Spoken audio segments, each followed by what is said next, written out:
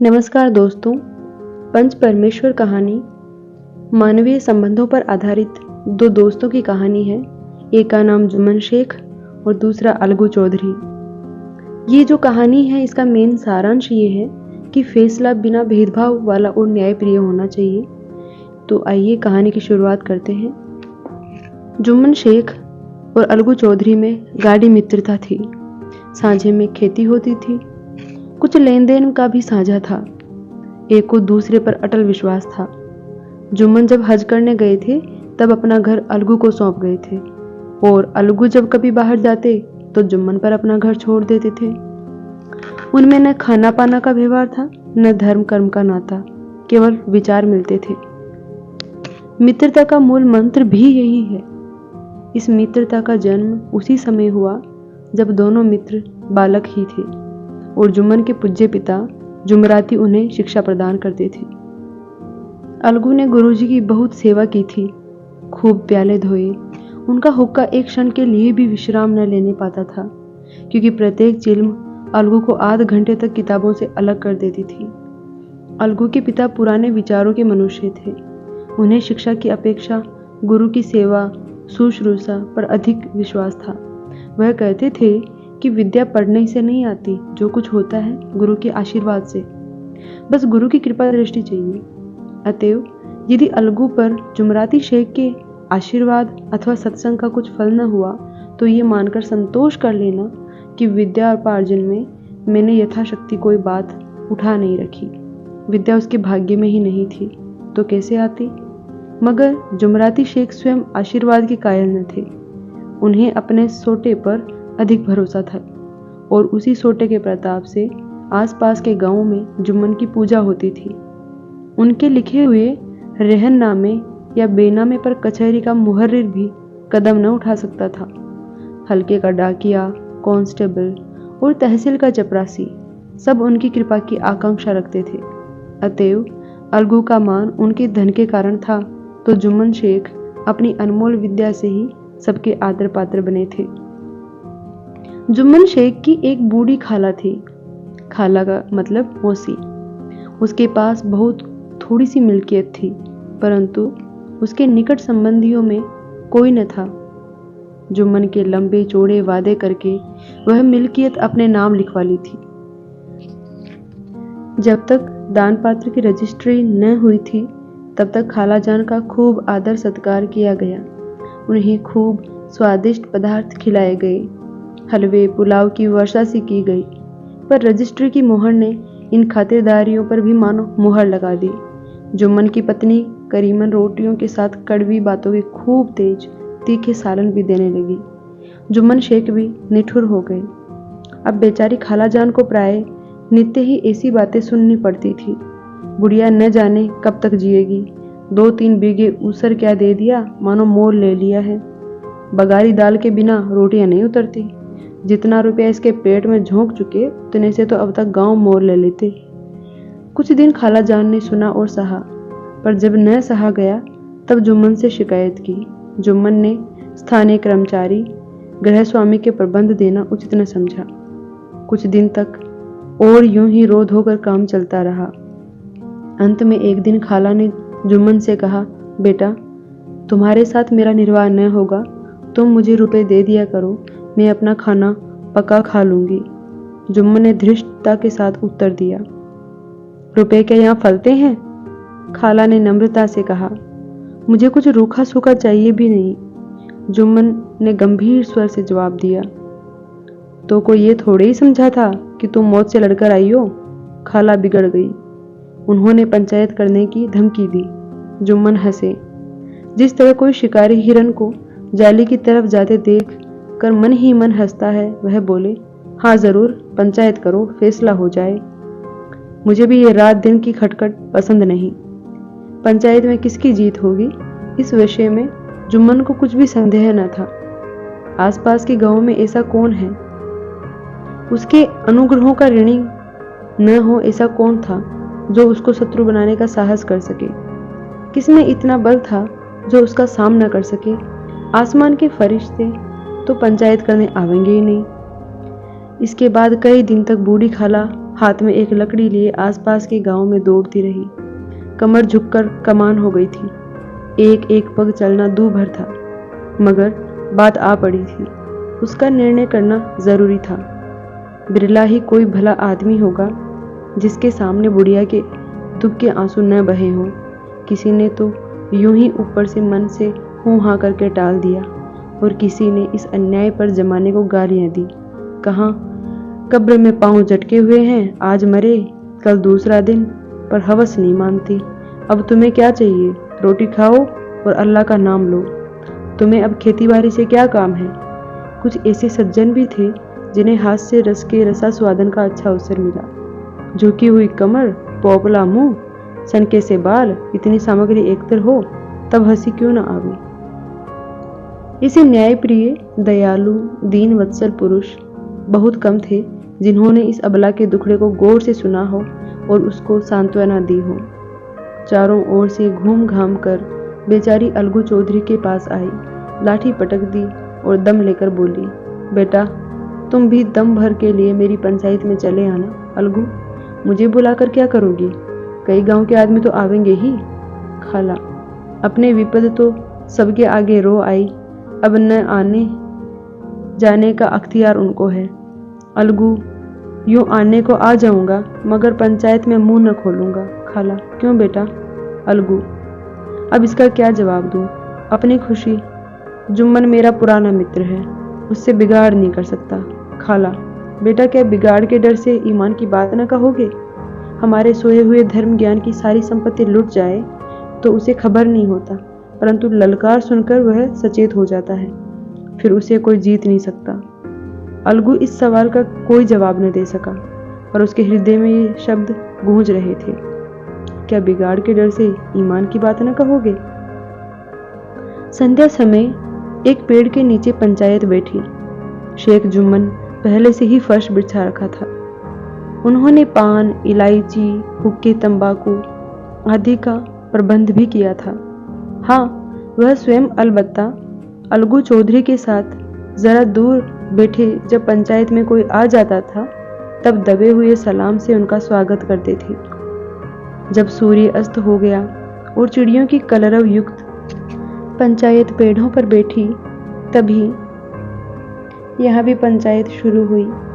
फर्श की एक एक अंगुल भर जमीन भर गई, पर अधिकांशतः दर्शक ही थे।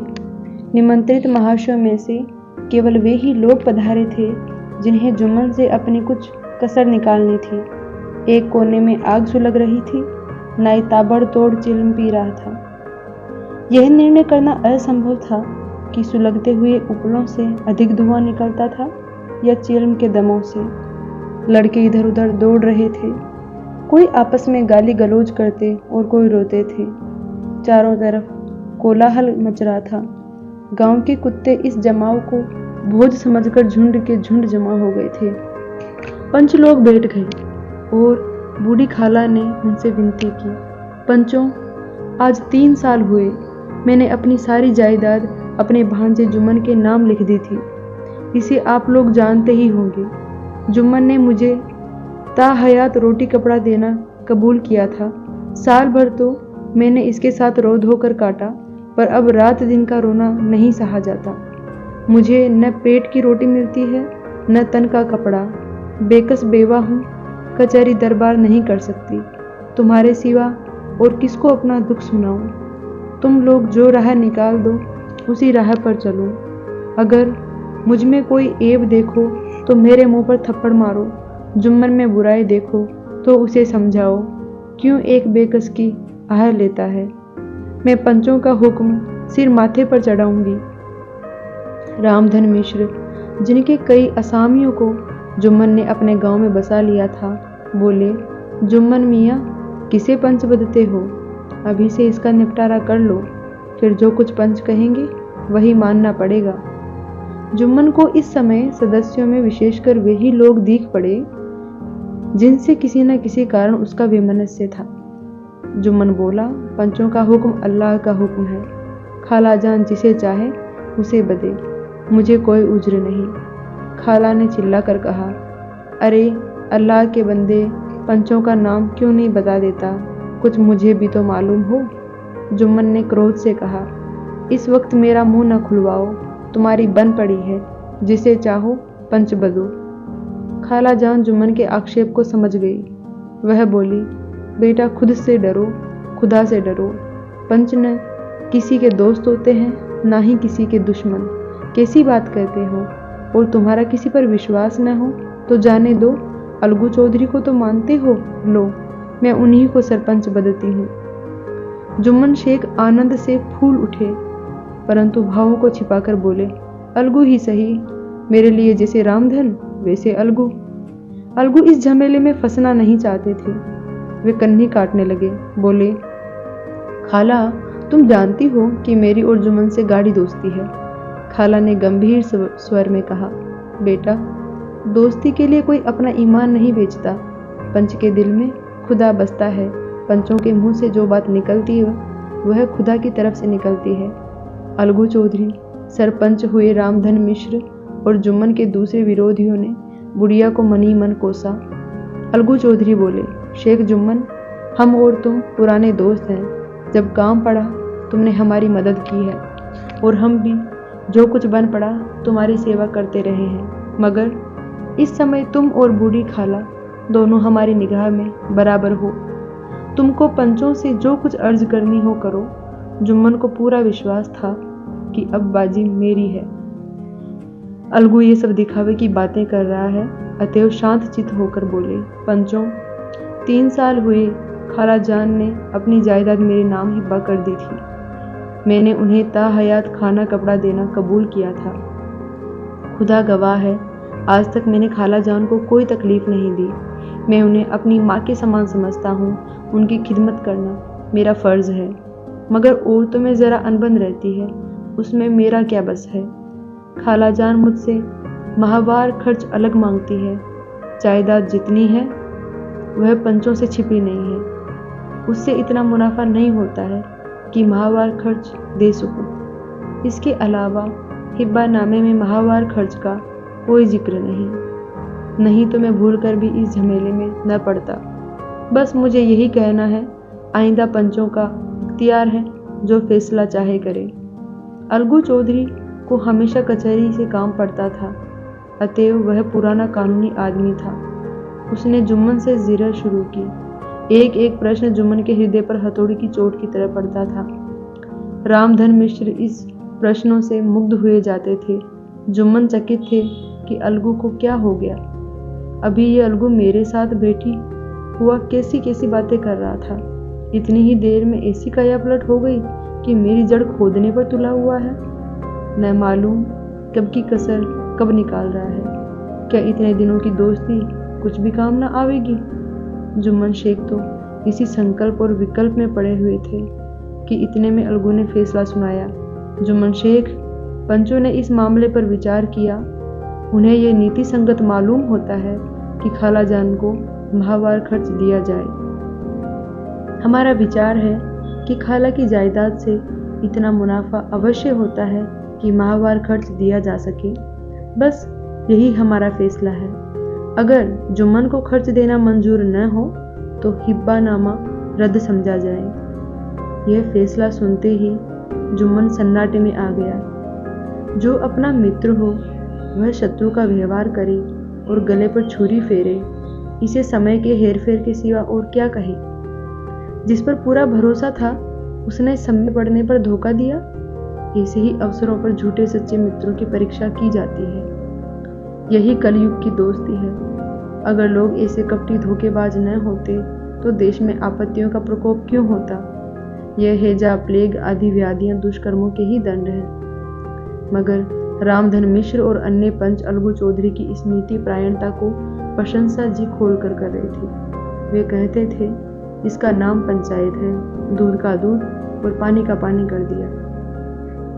दोस्ती दोस्ती की जगह है, किंतु धर्म का पालन करना मुख्य है।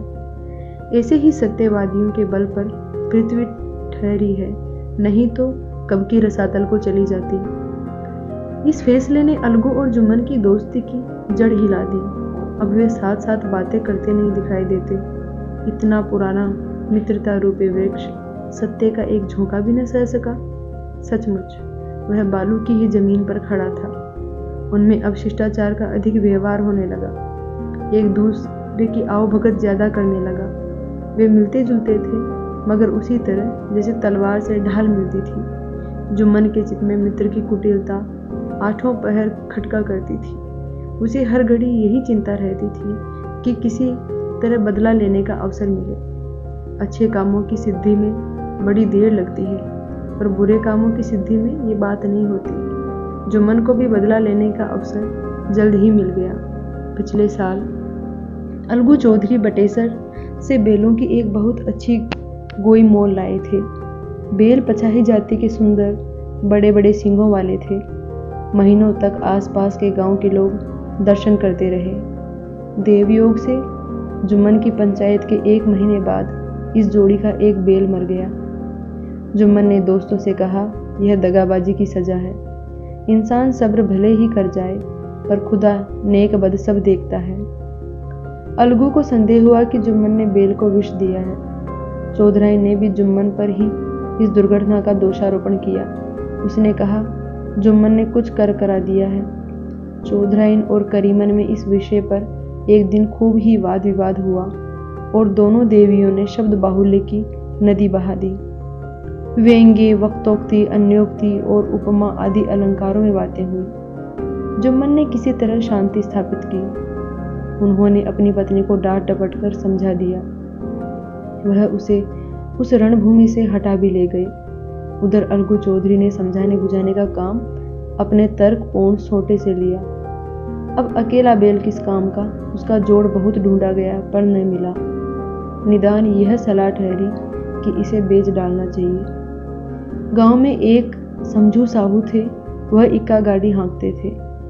गांव के गुड़ घी लादकर मंडी ले जाते, मंडी से तेल नमक भर लाते और गांव में बेचते। इस बेल पर उनका मन लहराया। उन्होंने सोचा, यह बेल हाथ लगे तो दिन भर में बेखटके 3 खेप हो। आजकल तो एक ही खेप में लाले पड़े रहते हैं। बेल देखा, गाड़ी में दौड़ाया, बाल बोरी की पहचान कराई, मोलताल किया और उसे लाकर द्वार पर बांध ही दिया। 1 महीने में दाम चुकाने का वादा ठहरा। चौधरी को भी गरज थी कि घाटे की परवाह न की। समझू साहू ने नया बेल पाया तो लगे उसे रगेदने।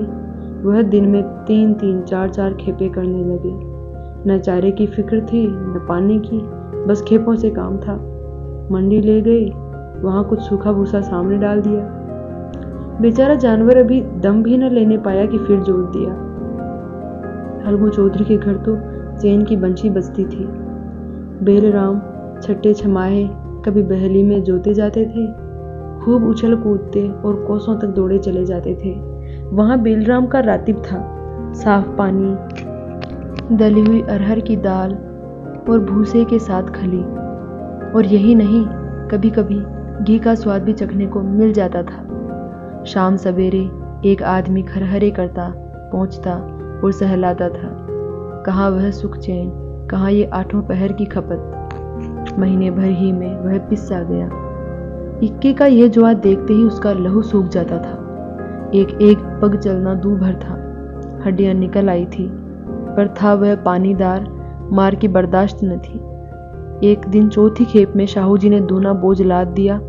दिन भर का थका जानवर पैर न उठते थे, पर साहू जी कोड़े फटकारने लगे।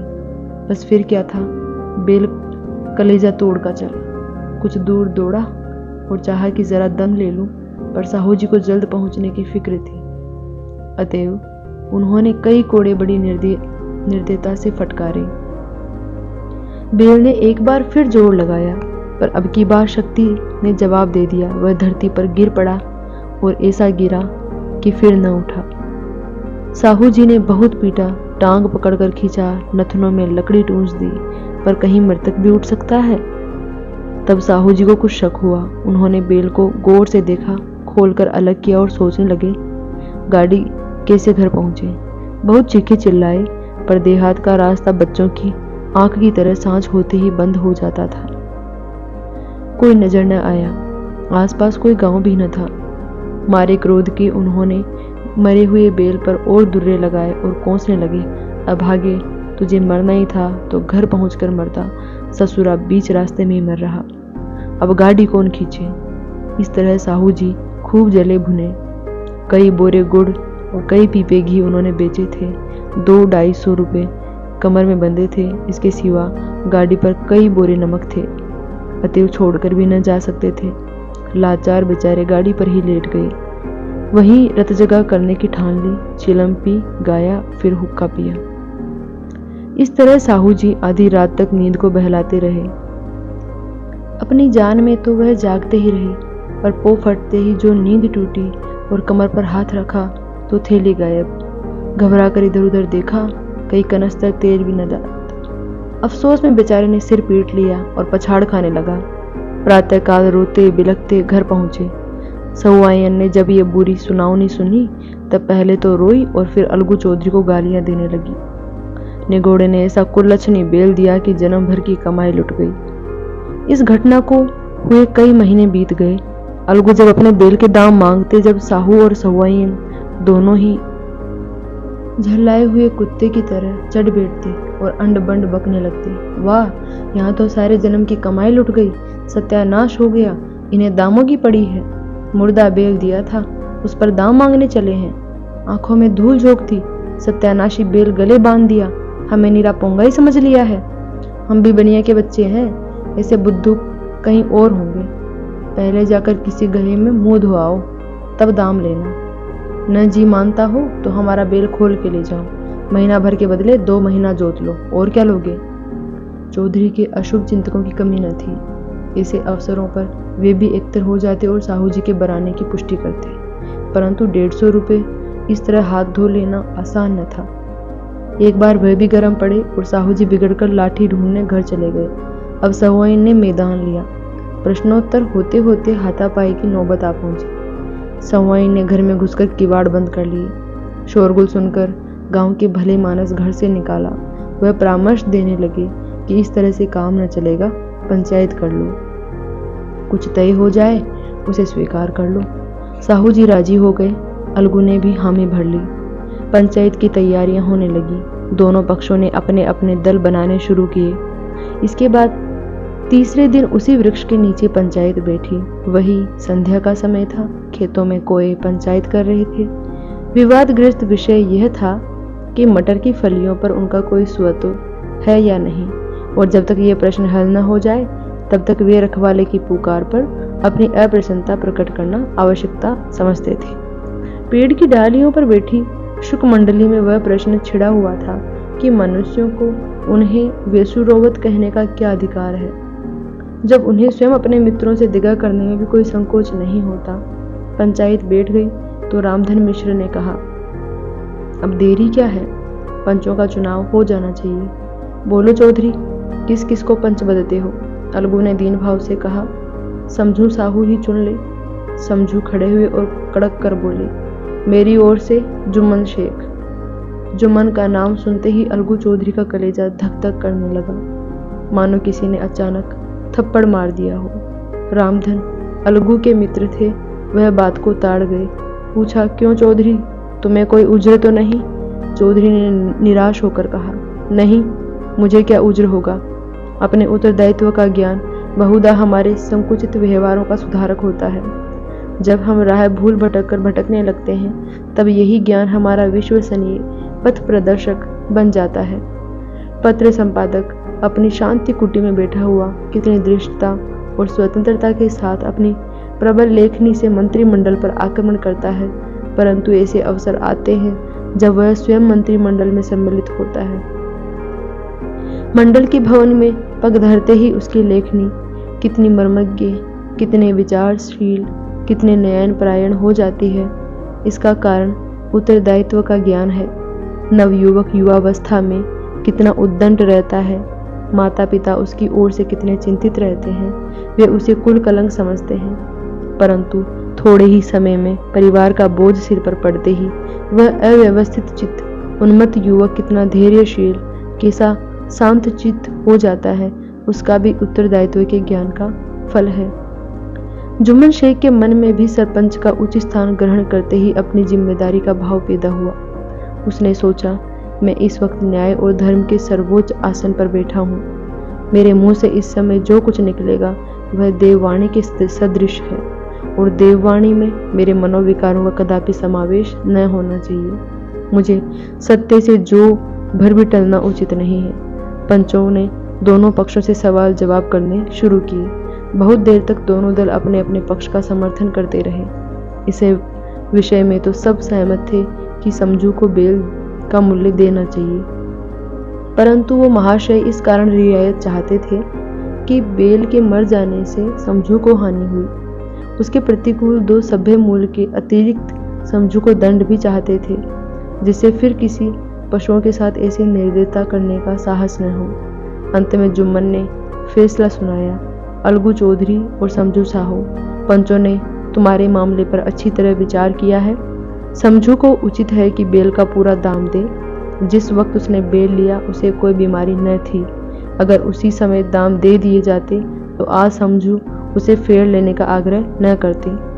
बेल की मृत्यु केवल इस कारण हुई कि उससे बड़ा कठिन परिश्रम लिया गया और उसके दाने चारे का कोई प्रबंध न किया गया। रामधन मिश्र बोले, समझू ने बेल को जानबूझकर मारा है, अतः उसे दंड लेना चाहिए। जुम्मन बोले, यह दूसरा सवाल है, हमको इससे कोई मतलब नहीं। झगड़ू साहू ने कहा, समझू के साथ कुछ रियायत होनी चाहिए। जुम्मन बोले, यह अलगू चौधरी की इच्छा पर निर्भर है कि यह रियायत करे तो उनकी भलमनसी। अलगू चौधरी फूले न समाये उठ खड़े हुए और जोर से बोले, पंच परमेश्वर की जय। इसके साथ ही चारों ओर से प्रतिध्वनि हुई, पंच परमेश्वर की जय। यह मनुष्य का काम नहीं, पंच में परमेश्वर वास करते हैं, यह उनकी ही महिमा है। पंच के सामने खोटे को कौन खड़ा कर सकता है। थोड़ी देर बाद जुम्मन अलगू के पास आए और उनके गले से लिपट कर बोले, भैया, जब से तुमने मेरी पंचायत में, तब से मैं तुम्हारा प्राणघातक शत्रु बन गया था, पर आज मुझे ज्ञात हुआ कि पंच के पद पर बैठकर न कोई किसी का दोस्त है न दुश्मन। न्याय के सिवा उसे और कुछ नहीं सूझता। आज मुझे विश्वास हो गया है कि पंच की जुबान से खुदा बोलता है। अलगू रोने लगे। इस पानी से दोनों के दिलों का मेल धुल गया और मित्रता की मुरझाई हुई लता फिर हरी हो गई। आप सभी ने इस कहानी को इतने धैर्य से सुना, धन्यवाद।